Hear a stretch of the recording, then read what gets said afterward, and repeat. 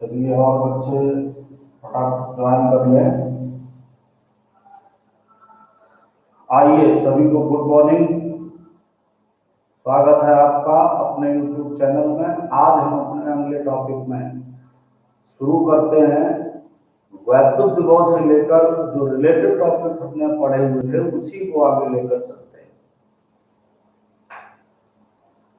कल पढ़ा था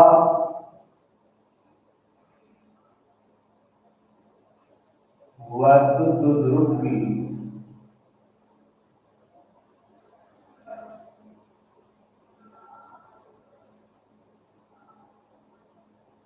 अच्छी स्थिति में वैद्युत विभव। आज हम निकालेंगे निरक्षीय स्थिति में वैद्युत विभव।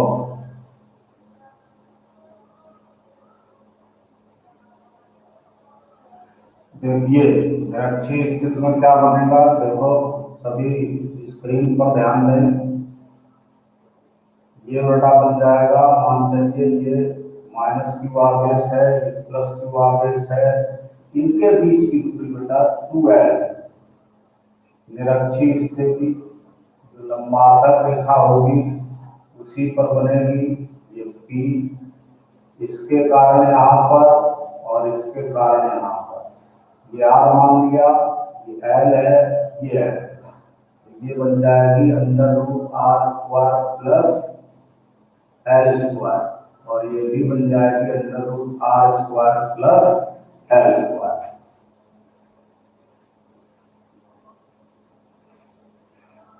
तो देखो इस बिंदु पर हमें वैद्युत विभव ज्ञात करना है।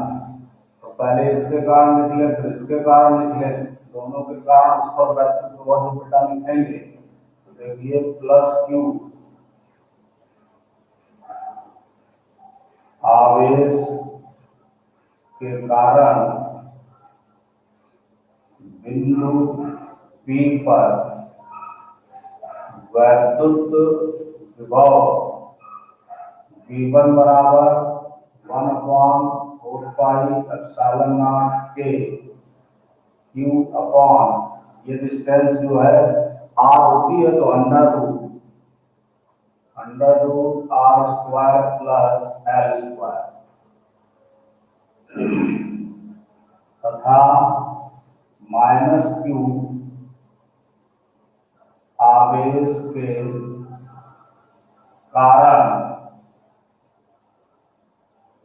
बिंदु P पर वैद्युत विभव V2 = 1/4πε0 के Q अपॉन, लेकिन यहाँ पर माइनस है तो यहाँ माइनस का चिन्ह आ जाएगा, -Q अपॉन √, या यहाँ लगा दीजिए या इसके पहले ही माइनस लगा दीजिए, √R² प्लस L²। अब बेटा ये माइनस इसलिए इसमें आएगा क्योंकि वैद्युत विभव एक अदिश राशि है। तो जब वैद्युत विभव एक अदिश राशि है तो उस पर हम माइनस का चिन्ह इस प्रकार से निकालेंगे, समझ गए। जो अगर दिया है माइनस के कारण माइनस, प्लस के कारण प्लस का मान हो जाएगा उसका। तो ये होगा वैद्युत क्षेत्र की तीव्रता एक सदिश राशि है, कंफ्यूजन ना करें। वैद्युत क्षेत्र की तीव्रता एक सदिश राशि है जिस पर आवेश की प्रकृति, ठीक है, का इफेक्ट नहीं पड़ता, केवल उससे उसकी डायरेक्शन बदल जाती है। ठीक, जैसे -Q के कारण तो पूरा है कि प्लस में, लेकिन दिशा में परिवर्तन आ जाएगा। आइए इसके बाद अतः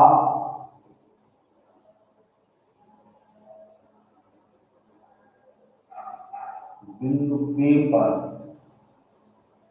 परिणामी वैद्युत विभव।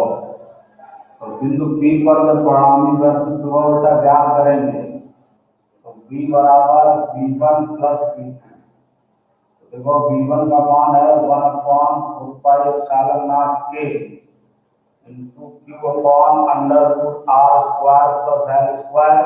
और इसका मान है 1/4πε0 के Q upon √r² plus L²।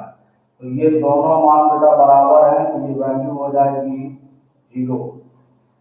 ठीक, तो निरक्षीय स्थिति में वैद्युत विभव, ध्रुव की निरक्षीय स्थिति में वैद्युत विभव बेटा हो जाएगा 0। समझ गए? तो ये है निरक्षीय स्थिति में वैद्युत विभव का टॉपिक।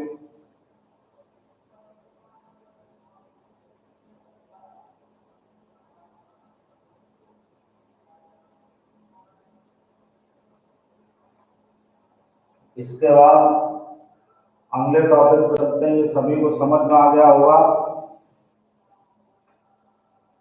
अगला टॉपिक है वैद्युत ध्रुव जो निकालेंगे, ये किसी व्यापक बिंदु पर या किसी बिंदु पर वैद्युत ध्रुव।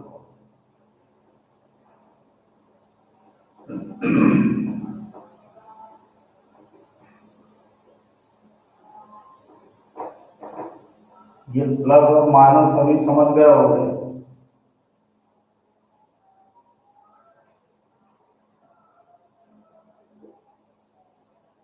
आवाज कम क्लियर आ रही है।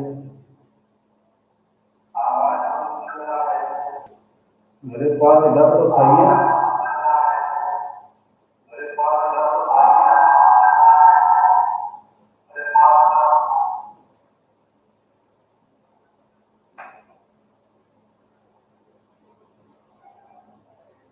वीडियो की क्वालिटी आप लोग चाहे 1080p में देख सकते हैं या 720p में रखिए।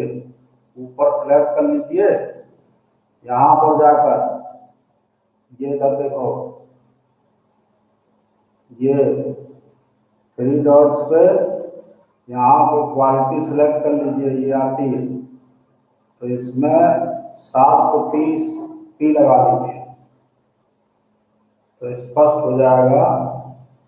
देखो मेरे यहाँ बिल्कुल स्पष्ट चल रहा है, मैं आप लोगों को दिखा दूं। ये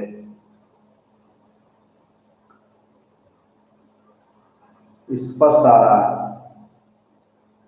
ठीक है। और आवाज भी स्पष्ट है,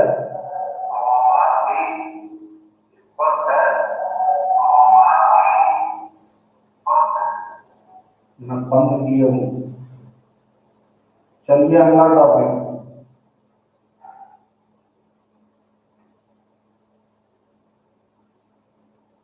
नयन मिश्रा आ गया। देखो अगले टॉपिक में वैद्युत ध्रुव की वैद्युत ध्रुव के कारण, वैद्युत ध्रुव के कारण किसी व्यापक बिंदु या यहीं पर किसी बिंदु लिख दोगे, किसी बिंदु पर वैद्युत विभव। तो इसको बेटा निकालना है, किसी बिंदु पर वैद्युत विभव। तो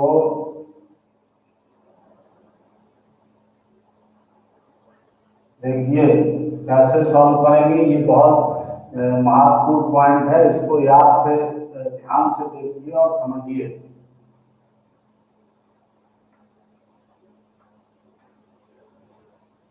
देखें चित्र में, आइए सभी को चित्र से समझाते हैं।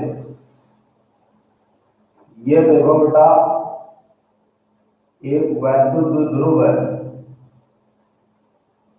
ये ध्यान देना सब। यहीं पर अगर ये फिगर आप लोग समझ जाएंगे तो आप लोगों को किसी प्रकार की कोई दिक्कत नहीं होगी। ये मानो इसका -q आवेश है, ये इसका +q आवेश, ये बिंदु मानो P है। इस डेरिवेशन को कुछ हम दूसरे तरीके से करते हैं, दूसरा लॉजिक इसमें इस्तेमाल करते हैं। इसमें वैद्युत ध्रुव आगमन का लॉजिक इस्तेमाल होता है। जैसे कोई वैद्युत ध्रुव आगमन है, तो जैसे ये वैद्युत ध्रुव बन रहा है, ठीक, ये एक वैद्युत ध्रुव, तो इसका वैद्युत ध्रुव आघूर्ण इस डायरेक्शन में होगा, इधर, यानी कि पी वेक्टर जो होगा वो इस दिशा में होगा। तो इसी का लॉजिक लेंगे, तो जब इस पर पी वेक्टर इस दिशा में है, यहाँ पे देखो ये पी वेक्टर की जो डायरेक्शन है वो ये है, ठीक, इसके मध्य बिंदु से, यहां से एक बिंदु लिया गया ऐसे, ये है पी, और ये थीटा कोण बनाते हुए लिख देंगे इसमें, माना किसी वैद्युत ध्रुव के मध्य बिंदु से, मध्य बिंदु O से थीटा कोण बनाते हुए, ठीक है, थीटा कोण पर जो कोण लेंगे वो हम इसके अक्ष के साथ थीटा कोण, कि किसी चित्रानुसार किसी बिंदु P पर हमें वैद्युत ध्रुव याद करना है। तो देखो ये थीटा कोण है, उसको बात ध्यान से समझना, ये वेक्टर है, ये एक वेक्टर है, और इससे कोई पॉइंट यहां पर गया है कि यह थीटा कोण से, ठीक, तो इस वेक्टर के दो घटक बन जाएंगे, एक तो ये जो थीटा के साथ है, ये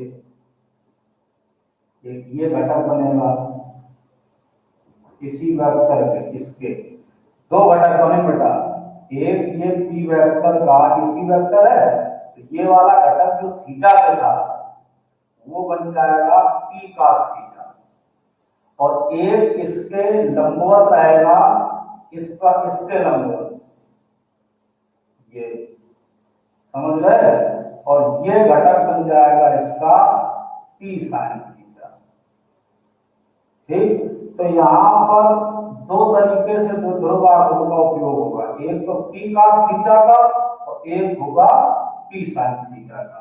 तो जो ये जो ध्रुव बनेगा इसके लिए पी के स्थान पर क्या प्रयोग किया जाएगा, पी sin थीटा, और जो ये बेटा जो ध्रुव बनेगा ये वाला, इसके स्थान पर पी के स्थान पर प्रयोग किया जाएगा पी cos थीटा। ये बात ध्यान देना, समझ रहे हो, ये वेक्टर है, एक बार और समझिए, ये अगर समझ लोगे तो ये डेरिवेशन कभी नहीं भूलोगे, बहुत ध्यान से सभी बच्चे इसको समझें। ये एक वेक्टर है पी वेक्टर, इससे हमने एक थीटा कोण बनाते हुए एक रेखा खींची है, और इसी रेखा पर हमने कह दिया कि इस पर इसका परिणामी ज्ञात करो, ठीक। जैसे अभी हम लोग ऐसे वेक्टर बनाते थे, ऐसे निकालते थे, ये इसका परिणामी जो ये है, जैसे E1 लिखा है तो इसका हो जाता था E1 cos थीटा हो जाता है। तो यहाँ पर ये वाला कोण है, तो इस पी वेक्टर का ये घटक कितना बन जाएगा, पी cos थीटा, और इसके 90 अंश में लंबवत जो घटक बनेगा ये वाला, ये बन जाएगा पी sin थीटा, समझ गए। जैसे इसमें ये था, और अगर यहाँ पे हम लंब डालो, लंब इसके लंब, तो ये वाला घटक बन जाता तुम्हारा E1 sin थीटा, ये हो जाएगा, ठीक। तो ये यहाँ पर दो ध्रुव बन जाएंगे, एक पी sin थीटा वाला और एक बन जाएगा पी cos थीटा वाला, समझ गए। तो यही हमें यहाँ पर प्रदर्शित करना है। देखो अब क्या है, ये थीटा है, इसको क्या करो ऐसे बढ़ा दो, ऐसे ये करना है।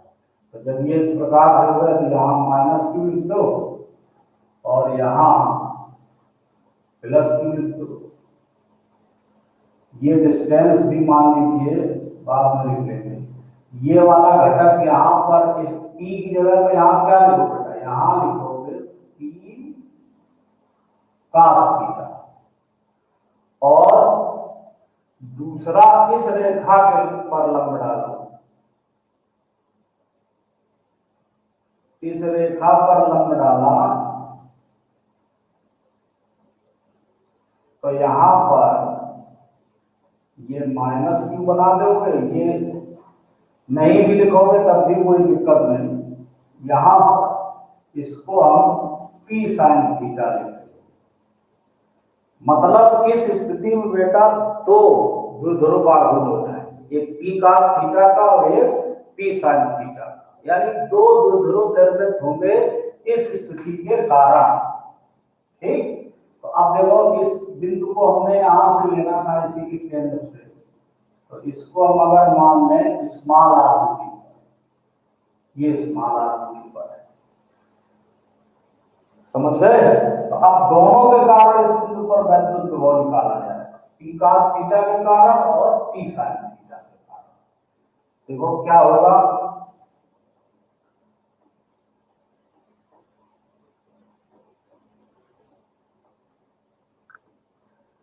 चित्रानुसार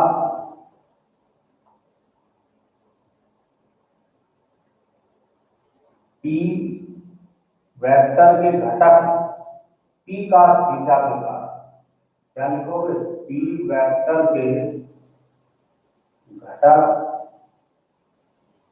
पी cos थीटा के कारण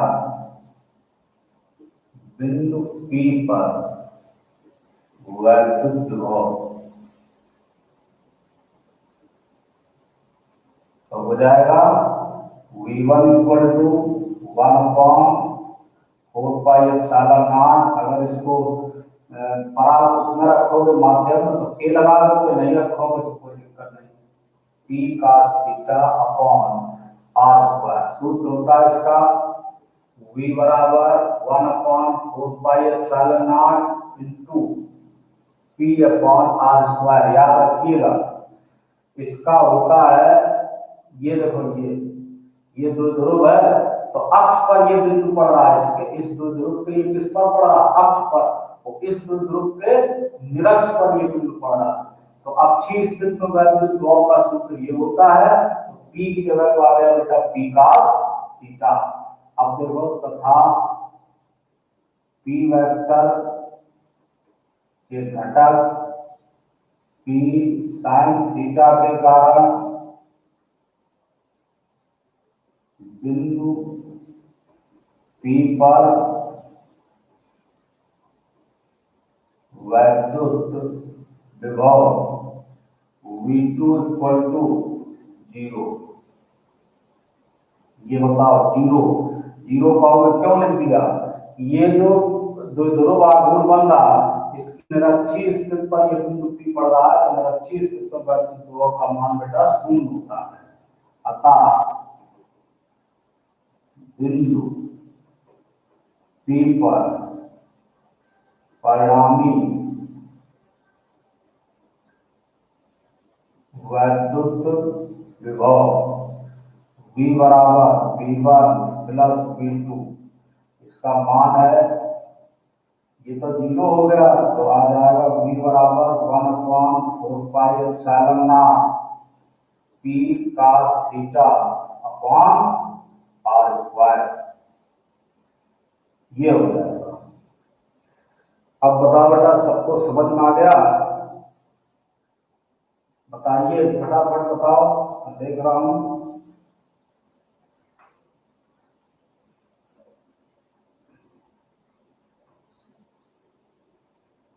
मयंक मिश्रा आ गया जी सर, बिल्कुल बहुत अच्छे, ये लॉजिक इसका समझ लिया सबने।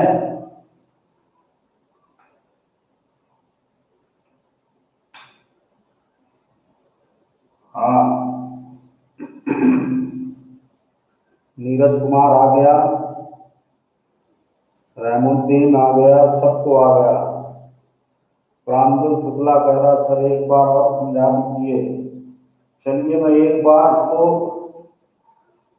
तीव्रता के लिए बता देता हूं। इसके लिए वैद्युत क्षेत्र की तीव्रता जरा पिछले पेजों को आप लोग देखो, वैद्युत क्षेत्र की तीव्रता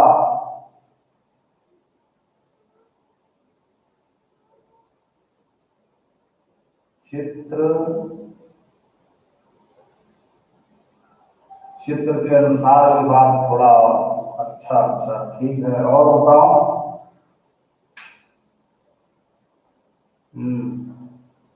घटक बता दो। अच्छा अच्छा घटक ठीक। मेन चीज बेटा यही घटक है। जैसे एक ये द्विध्रुव है, ये है -q और ये है +q। ठीक है, या कोई वेक्टर राशि है समझ लो।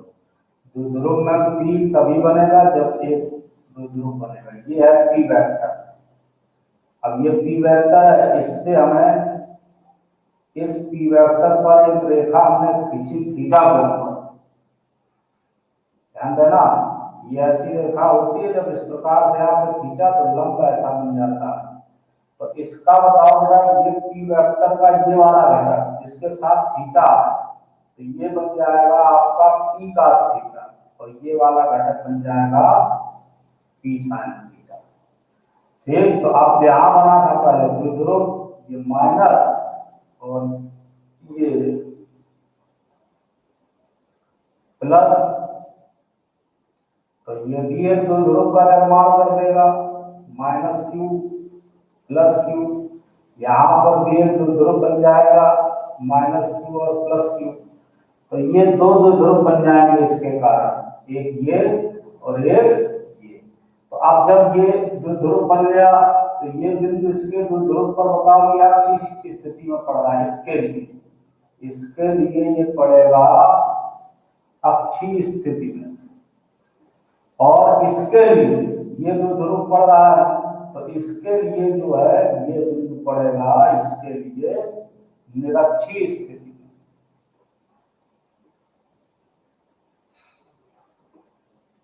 समझ गए बेटा? तो ये इसके घटक समझ गए। अब हमें इस घटक के कारण इस बिंदु पर विभव लिखना है, और इस घटक के कारण इस बिंदु पर विभव लिखना है। तो p cos थीटा के लिए ये अक्षीय स्थिति में है, तो इसके लिए हो गया V1। ये सूत्र होता है, p की जगह आपको क्या लिखना है इसमें, p cos थीटा या p sin theta. p sin theta क्योंकि निरक्षीय स्थिति में पड़ रहा है, इसलिए उसकी वैल्यू 0 हो जाएगी। तो V1 बराबर 1/4 p cos theta upon r²। p sin theta के कारण ये वैल्यू 0 हो गई, दोनों ऐड कर दो तो यही विद्युत क्षेत्र विद्युत विभव हो जाएगा इस बिंदु P पर। समझ गए? घटक हो गए, ये दोबारा से भी हो गया। अब इसके बाद इसी में मैं बता देता हूं विद्युत क्षेत्र की तीव्रता निकालने का आप लोगों को, इसीलिए मैंने वहां पर इसको ड्रा कर दिया था। देखो, अब विद्युत क्षेत्र की तीव्रता, अब विद्युत क्षेत्र की तीव्रता के लिए देखिए कि जैसे अक्ष पर -q +q, तो अक्ष पर जब विद्युत विभव ज्ञात करते हैं, समझ रहे बात, अब सॉरी विद्युत क्षेत्र की तीव्रता ज्ञात करते हैं, तो देखो अगर ये माइनस है ये प्लस है, ध्यान देना, इस पर निकालते तो यहां से इसकी दूरी हो जाती है 2l, और इसके मध्य से जो दूरी हो जाती मान लेते हैं r, तो यहां से इसकी q से दूरी हो जाती r - l, यानी विद्युत क्षेत्र की तीव्रता E1 इधर, और इससे दूरी हो जाती है r + l, ये E2। तो इस परिस्थिति में जो E1 का मान होता है वो E2 से बड़ा होता है। ध्यान देना, E1 का मान E2 से बड़ा होगा, यानी परिणामी विद्युत क्षेत्र की तीव्रता इधर हो जाएगी E1 की। अब अगर हम यही इसी प्रकार का बिंदु यहां ले लेते हैं निरक्षीय स्थिति में, तो देखो -q आवेश के कारण विद्युत क्षेत्र की तीव्रता उसी आवेश की हो, और +q आवेश के कारण यहां कहीं बन जाएगी, तो परिणामी हो जाएगा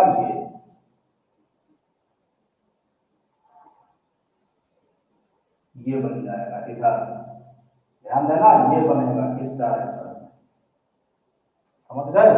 तो ये हो जाएगा। तो कुल मिला के याद ये रखना है कि अगर माइनस पहले या प्लस तो वैद्युत क्षेत्र की तीव्रता अक्ष पर बाहर की ओर हो जाएगी, और अगर इधर है तो ये क्या होती है, माइनस प्लस q आवेश से माइनस q आवेश की ओर वैद्युत क्षेत्र की तीव्रता होती है और उस द्विध्रुव के समांतर होती है।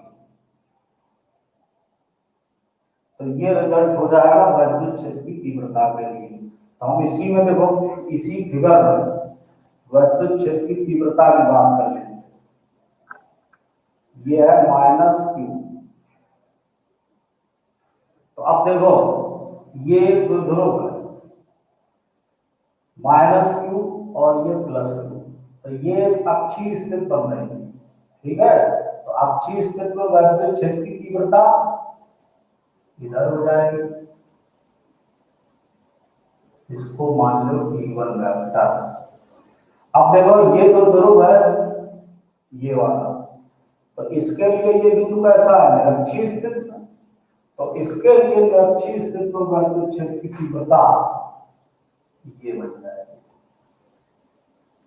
इसी द्विध्रुव के समांतर प्लस आवेश से माइनस आवेश की, ये हो जाएगा तुम्हारा T2 वेक्टर। समझ गए। तो ये वाला कोण मान लो क्या, ये थीटा है, ये वाला भी क्या हो जाएगा बताओ,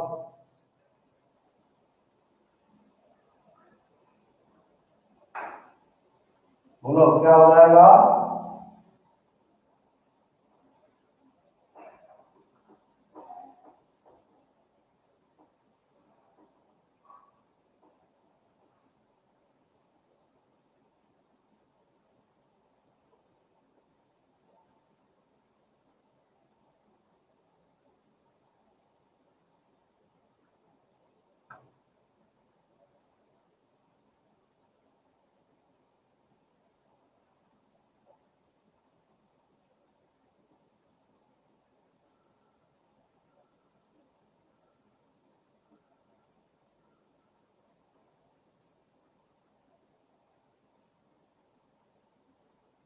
यहाँ टॉपिक हमने बदल दिया वैद्युत क्षेत्र की तीव्रता।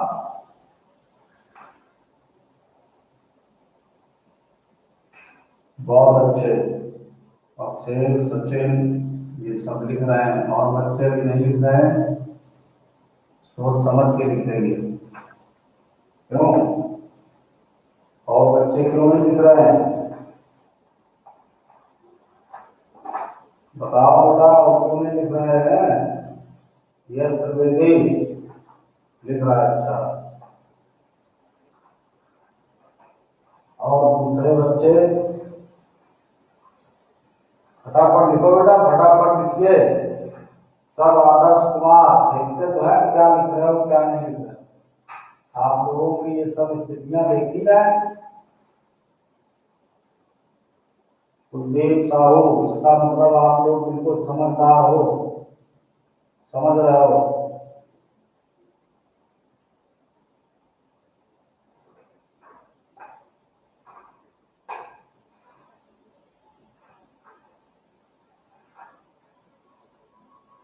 और बच्चे बताएं।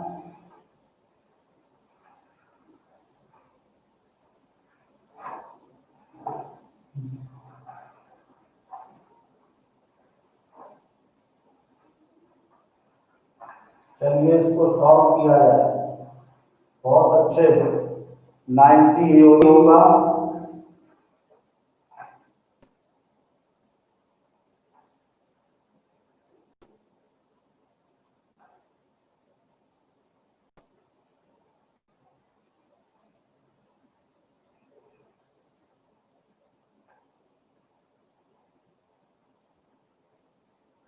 चलिए 90 हो गया, ये 90 है, ठीक। अब इसका परिणामी जो है इन दोनों के बीच का होगा ऐसा, इसको हम इस एक किसी एक से इसका एंगल और मान लेना, इसको हमने मान लिया अल्फा, ये बन जाएगा ई वेक्टर। ये। अब आइए पहले हम E1 का मान लिखेंगे और फिर E2 का मान लिखेंगे। तो बताओ, यहां सीधे लिखते हैं चित्रानुसार P cos थीटा के कारण बिंदु P पर वैद्युत क्षेत्र की तीव्रता E1 बराबर। तो अब देखो, फिर ध्यान देना, ये P cos थीटा के कारण ये वाला बिंदु अक्षीय स्थिति में है। कैसा है? अक्षीय स्थिति में। तो अक्षीय स्थिति का सूत्र क्या होता है? E बराबर 1/4πε0 2P/r, ये होता है। और निरक्षीय स्थिति का E बराबर 1/4πε0 P/r। तो ध्यान देना, अक्षीय स्थिति में P की जगह पर आ जाएगा P cos थीटा, और निरक्षीय स्थिति में P की जगह आ जाएगा P sin थीटा। तो बेटा E1 बराबर बन जाएगा 1/4πε0 2P cos थीटा r, तथा P sin थीटा के कारण बिंदु P पर वैद्युत क्षेत्र की तीव्रता E2 बराबर 1/4πε0 P sin थीटा r। अतः देखो, अब हमने बताया था कि इसको घटक मेथड से तोड़ दीजिए। घटक मेथड से कैसे तोड़ेंगे? ये E1 है और ये E2 है, ठीक है। तो इसके लिए ये हो जाएगा वेक्टर और इसके लिए ये हो जाएगा। या हमने दूसरा तरीका आप लोगों को ये बताया था, दूसरा तरीका यहाँ इस्तेमाल करेंगे, अतः वो ज्यादा सही रहेगा। बिंदु P पर परिणामी वैद्युत क्षेत्र की तीव्रता E बराबर √E1 square plus E2 square plus 2E1 E2, और यहाँ पे है cos 90। cos 90 का मान 0। तो ये वाला पद पूरा हो जाएगा बेटा शून्य, ये वाला पद पूरा कैसा हो जाएगा? शून्य। अंदर बचेगा E1 square plus E2 square. अब इनके मान रख दीजिए। E1 स्क्वायर यानी कि 1/4πε0 2P cos थीटा r³ का whole square plus 1/4πε0 P sin theta r³ का होल स्क्वायर। अब इसमें ये देखो बेटा कितना कॉमन बन जाएगा, 1/4πε0 P बटे r³ का होल स्क्वायर कॉमन बन जाएगा। तो जब इनको बाहर कर दोगे इसको, तो ये रिजल्ट बाहर आ जाएगा 1/4πε0 P/r³। अंदर यहाँ से 2P square, sorry 2 cos square theta यानी कि 4 cos स्क्वायर थीटा प्लस यहाँ से sin स्क्वायर थीटा। समझ गए? अब इस जगह से दो मान में इसको आप कन्वर्ट कर सकते हो। एक तो sin स्क्वायर थीटा का मान रख दीजिए, तो sin square theta plus cos square theta equal to 1। तो sin square theta equal to 1 minus cos square theta. तो अगर आपने ये पुट अप कर दिया तो रिजल्ट बेटा हो जाएगा ई बराबर 1/4 p upon r cube under root के भीतर 4 cos square theta plus 1 minus cos square theta. तो इससे इसकी वैल्यू कैंसिल हो जाएगी, तो यहाँ से रिजल्ट आ जाएगा 3 cos स्क्वायर थीटा प्लस 1 या 1 प्लस 3 cos स्क्वायर थीटा। तो ऐसे हम लिख सकते हैं ई बराबर 1/4 p upon r cube under root के भीतर 1 प्लस 3 cos स्क्वायर थीटा, ये आ जाएगा। और इसी को अगर हमें साइन में कन्वर्ट करना तो देखो यहाँ से cos स्क्वायर थीटा के स्थान पर क्या करोगे, यही रख दीजिए। cos स्क्वायर थीटा के स्थान पे आप पुटअप कर देंगे 1 माइनस साइन स्क्वायर थीटा। क्या पुटअप करेंगे, 1 माइनस साइन स्क्वायर थीटा। चलो उसको भी बदल देते हैं, 1/4 p upon r cube under root 1 प्लस 3 है और 1 माइनस, तो 1 3 माइनस 3 का साइन स्क्वायर थीटा। तो यहाँ पे आ जाएगा ई बराबर 1/4 p upon r cube under root के भीतर 4 माइनस 3 साइन स्क्वायर थीटा। ये साइन के पदों में आ जाएगा। ये रिजल्ट आ जाएंगे। बताओ बेटा, सबको समझ में आ गया?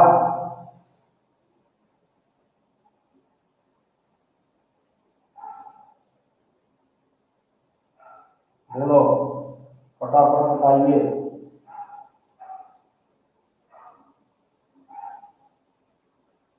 बहुत अच्छे, इसका स्क्रीनशॉट ले ले बच्चे, सभी स्क्रीनशॉट ले लीजिए। और किस प्रकार से करना है, तो आज के होमवर्क में आप लोगों को वैद्युत द्रव्यों के कारण किसी व्यापक बिंदु पर वैद्युत क्षेत्र की तीव्रता तथा वैद्युत विभव ज्ञात करना है।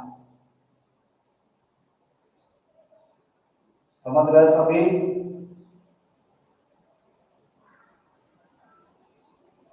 सबको आ गया? त्रिवेदी, नौसीन, जितेंद्र कुमार, गोविंद साहू, मयंक मिश्रा, नीरज कुमार, सबको आ गया? नौशाद अहमद, गोविंद साहू, ठीक है बेटा, ठीक है, बहुत अच्छे। रहमुद्दीन, बहुत अच्छे बेटा, सबको क्लियर हो गया।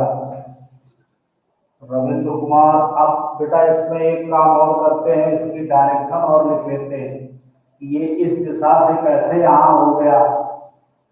जब इसकी डायरेक्शन आप लोग लिखोगे तो इसके लिए तुम लोगों को मैं थोड़ा बैक में ले चलता हूँ, बैक की स्थिति में, ठीक है? फ्लैश बैक करिए। कक्षा 11 में आप लोगों ने जब वेक्टर पढ़ा होगा उसमें आप लोगों ने उस वेक्टर की डायरेक्शन पढ़ी होगी। जैसे 2 वेक्टर होते हैं, अब मैं यहाँ लिख दे रहा हूँ, हटा के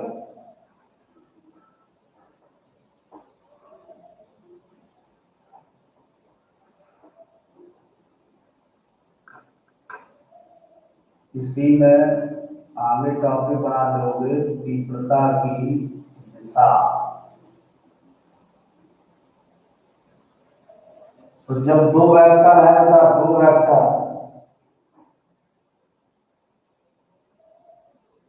एक ये और एक ये, 2 वेक्टर ऐसे खींचे होते हैं और इनके बीच का कोण होता है थीटा।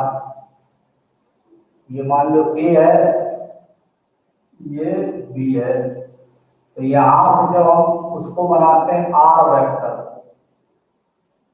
तो आर वेक्टर का एक सूत्र तो ये लिखते हैं, आर बराबर √a² + b² + 2ab cos theta, ये वाला।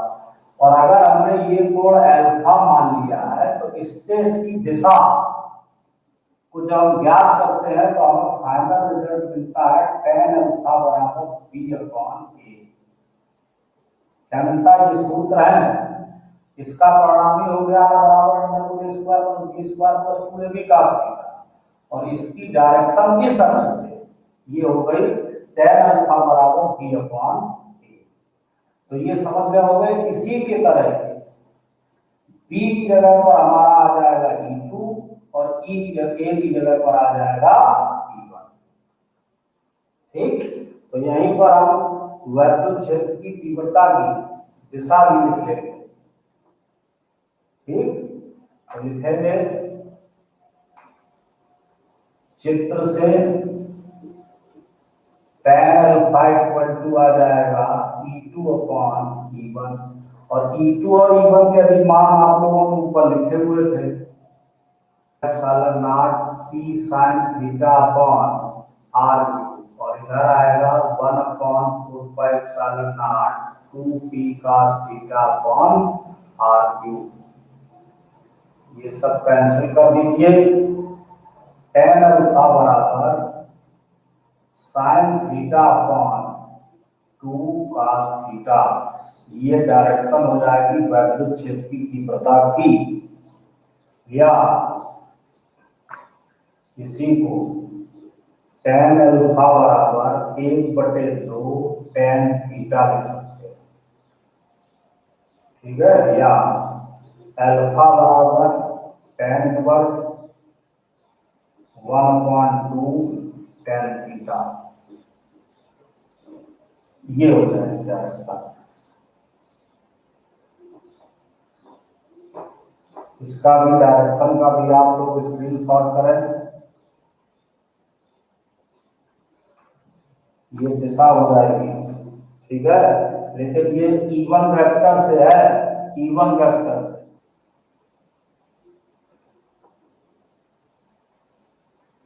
अगला इसमें टॉपिक है समविभव पृष्ठ।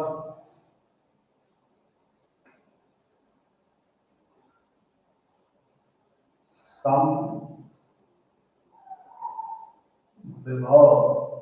पृष्ठ, इसका भी बहुत उपयोग है। समविभव पृष्ठ एक साथ लिखना, समविभव इक्विपोटेंशियल।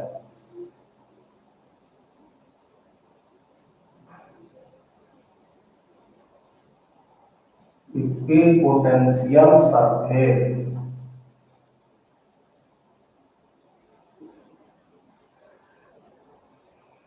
देखो बेटा, इसका ये क्या होता है,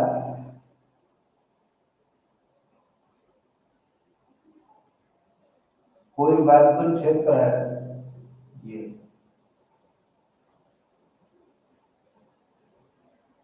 समझ गए, ये वैद्युत क्षेत्र है। इसके अंदर हमने ऐसे बिंदु लिए, ध्यान देना, किसी वैद्युत क्षेत्र खींचा गया वह पृष्ठ जिसके प्रत्येक बिंदु पर विभव का मान समान होता है, समविभव पृष्ठ कहलाता है, इक्विपोटेंशियल सरफेस कहलाता है। यानी कि जब आप इसको इस तरीके से ऐसे खींच देंगे इस प्रकार से, तो अगर इस बिंदु पर V का मान 10 वोल्ट, इस पर भी 10 वोल्ट,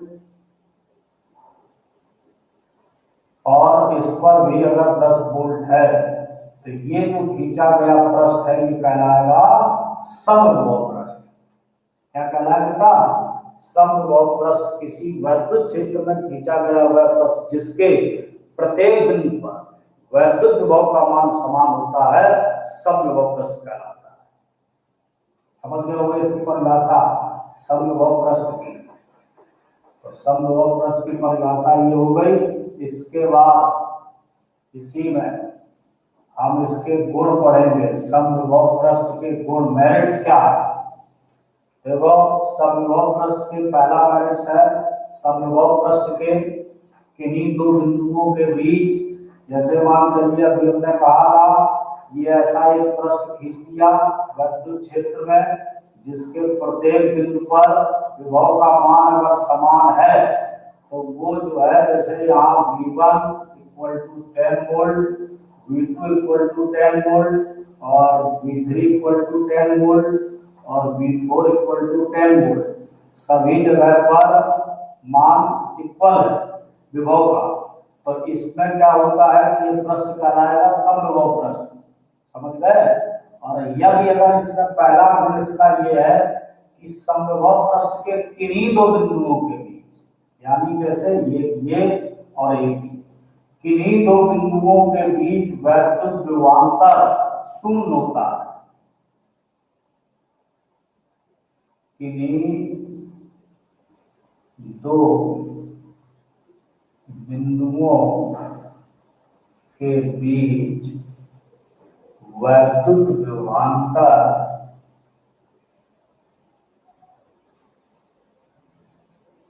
शून्य होता है। ये पहला इसका गुण है, बहुत इंपॉर्टेंट, वैद्युत विभवांतर शून्य होता है, ऐसे इसको समझ। दूसरा, समविभव पृष्ठ के प्रत्येक बिंदु पर, समविभव पृष्ठ के प्रत्येक बिंदु पर वैद्युत क्षेत्र की तीव्रता की दिशा पृष्ठ के अभिलंबवत होती है। समविभव पृष्ठ के प्रत्येक बिंदु पर वैद्युत क्षेत्र की तीव्रता की दिशा पृष्ठ के अभिलंबवत होती है। वैद्युत क्षेत्र की तीव्रता जो है, तीव्रता की दिशा प्रत्येक बिंदु पर अभिलंबवत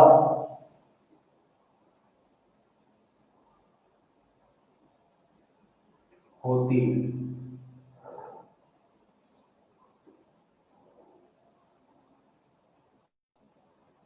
यहाँ पर पृष्ठ के लिख सकते हैं, पृष्ठ के अभिलंबवत, समझ गए कैसे?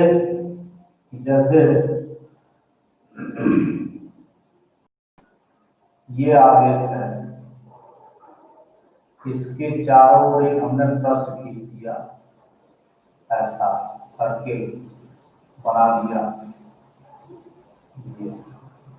तो इसके कारण इस बिंदु पर वैद्युत विभव, इस बिंदु पर वैद्युत विभव, इस बिंदु पर वैद्युत विभव, इस बिंदु पर वैद्युत विभव, इस बिंदु पर वैद्युत विभव, इस बिंदु पर वैद्युत विभव, सभी जगह पर कैसा होगा? समान। यहाँ भी, यहाँ भी, यहाँ भी, यहाँ भी, यहाँ भी, यहाँ भी, सभी जगह समान।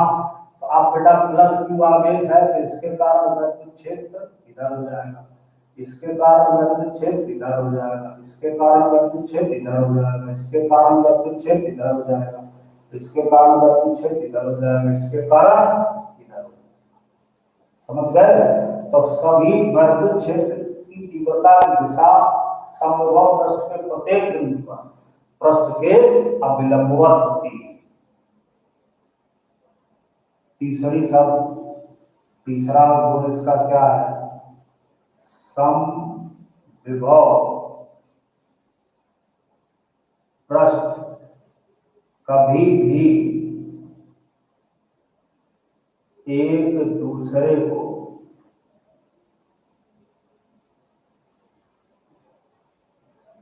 काट नहीं सकते।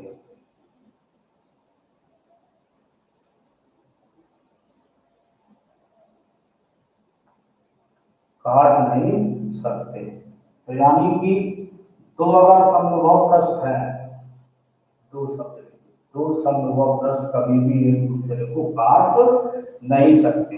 अब जैसे मान चलो इसके लिए हमें एक और समविभव पृष्ठ खींचना, तो यहाँ पर बनेगा,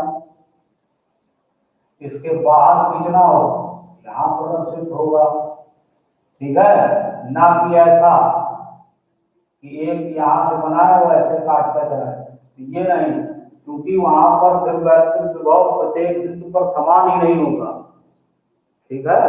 तो ये कंडीशन होगी कि दो समविभव पृष्ठ कभी भी एक दूसरे को काट नहीं सकते। समविभव पृष्ठ द्विविमी भी हो सकता है, यानी कि वृत्ताकार भी हो सकता है, गोलाकार भी हो सकता है, आयताकार, वर्गाकार, कैसा भी हो सकता है। समझ गए बात। समविभव पृष्ठ द्विविमी या त्रिविमी यानी कि गोले के रूप में भी प्रदर्शित किया जा सकता है। चौथा पॉइंट था समविभव पृष्ठ द्विविमी, 2 डायमेंशनल में भी बन सकता है तथा त्रिविमी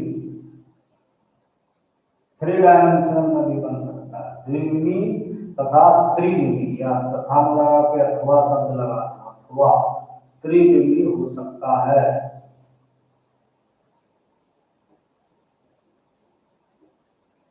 समझ गए। किसी बिंदु को अगर केंद्र मानकर, जैसे हमने अभी यहाँ केंद्र मानकर एक पृष्ठ खींचा, ये गोलाकार बन जाएगा, ये गोलाकार समविभव पृष्ठ कहलाएगा, गोलाकार समविभव पृष्ठ। और अगर कोई आवेश रेखीय है, जैसे मान चलो ये रेखीय आवेश है, ऐसा कोई तार है, इसको जो है आप लोगों ने पूरा आवेशित कर दिया, अब इसके पर्दा जब पृष्ठ खींचा जाएगा ये, तो ये बेलनाकार हो जाएगा। कैसा हो जाएगा? बेलनाकार। ठीक, तो ये बेलनाकार समविभव पृष्ठ कहलाएगा।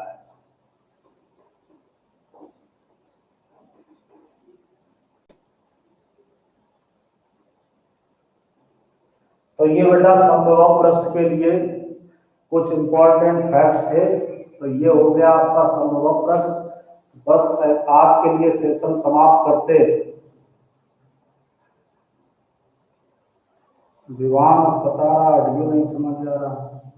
कुलदीप साहू, अगर सर -2 हो, हाँ ठीक क्वेश्चन दिया, -2 होगा तो बल रेखाएं भी ध्यान रखिए, -2 है तो इसके पर्दा जब कोई पृष्ठ लोगे, अभी इसको बिंदु मानकर पृष्ठ खींचोगे तो ये गोलाकार समविभव पृष्ठ बन जाएगा। समझ गए। तो इसमें जो है इस प्रकार से ये रेखाएं ऐसे आएंगी इस तरीके से, क्योंकि इसके लिए भी विभव यहाँ पर समान होगा सभी जगह, तो ये रेखाएं इसमें प्रवेश करती हुई प्रतीत होंगी, लेकिन रहेगी वो पृष्ठ के अवलंबवत ही। और बताइए किसी को कोई डाउट रहा हो?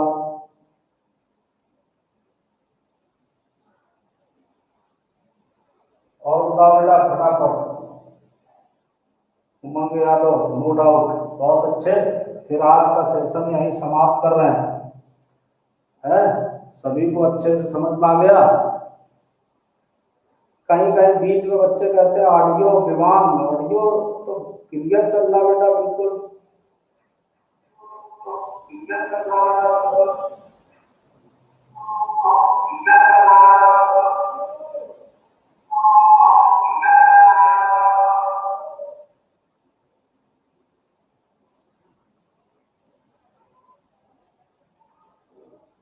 आ गया सबको?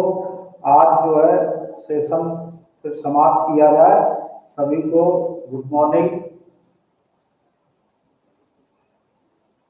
प्रांजल, उमंग, नीरज, रहमुद्दीन, मयंक मिश्रा, यश त्रिवेदी।